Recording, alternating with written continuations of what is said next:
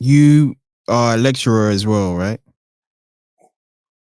Yes, Where do you do that? I'm currently a full-time professor in NCKU, in Cheng Kung University in Taiwan, is where I did my bachelor degree. Okay, okay. So how I think that's such a interesting position to be in because you're not only you're a creator with your own projects, but then you're also as a professor, you're positioned yourself as a coach and as a leader of students as well. So how has that shaped you just as just as a leader? How has that shaped you? What have you learned from just being a professor and teaching people different principles that can help them further their um career pursuits? Mm, yeah, I mean, I also still and continually reflect on the role of being the professor Mm-hmm. because, as I said, I think it has a little different meaning in US or in UK, in Taiwan. Um, to me, I think, and maybe put it simply, I think first is the first level is I want them to at least learn something after the course, which can help them to move on their move on their career. Basically, and hopefully help their living. Mm-hmm. That's the first level. So it's really about make sure that the there's some useful technique they will be able to take away from the course. That's first level. Second level is second level. I think I'm very inspired from the tutorship while I studied at RCA. So I found yeah, I found it takes quite a lot of time to chat or to have a conversation with students or Mm-hmm. with a student to really know how they think about things. And I think once you know that, then I can start to discuss with them about how to about thinking, how they processing. Because to me, what's really interesting with research is that it's not just about the subject or the content, but it's about how you approach those content. And and in fact, if you can view things from the thinking way, in fact, it can really broaden your view of all different kinds of things because it's not only about the content, but it's also about how it's operated and how it's being put together. So I think once artists look at things from the thinking or the method, then the world kind of expand or be able to link even more extensively.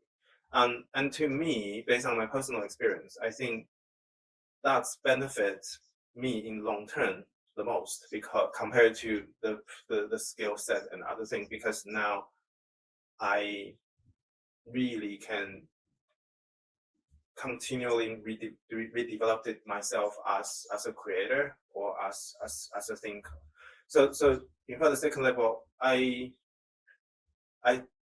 depends on the student, but in my group I do spend quite a lot of time to discuss and have a conversation with students because I don't really always view me. I mean, of course, I will take the responsibility as the that I need to share things with them, or Yeah. give them suggestion, but I don't really view myself as an higher than them or Right. something. Right. I don't Mm-hmm. view it as a hierarchical way. Mm-hmm. So I spend a lot of time having conversation with them, and then after a while, when I know how they think, I help them to develop their way of thinking. That's to me, that's the second level. And then the third level is in the reason I thought about that is because in your question you use a word which to me is quite interesting. You use leading.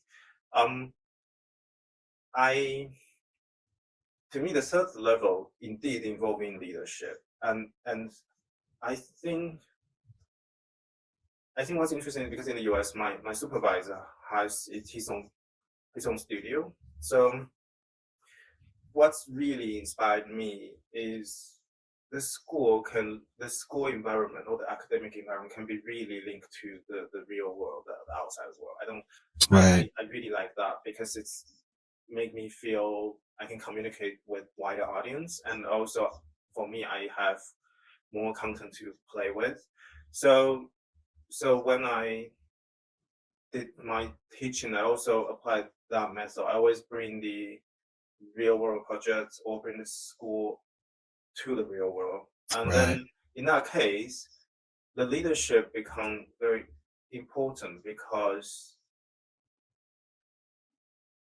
it's in some perspective working as like a studio that everyone work together as a team. And with when there are many people, then the leadership to put everything together to help everyone benefit and to learn from each other and to help to create a team spirit, which all the member share and value become very important. Yeah.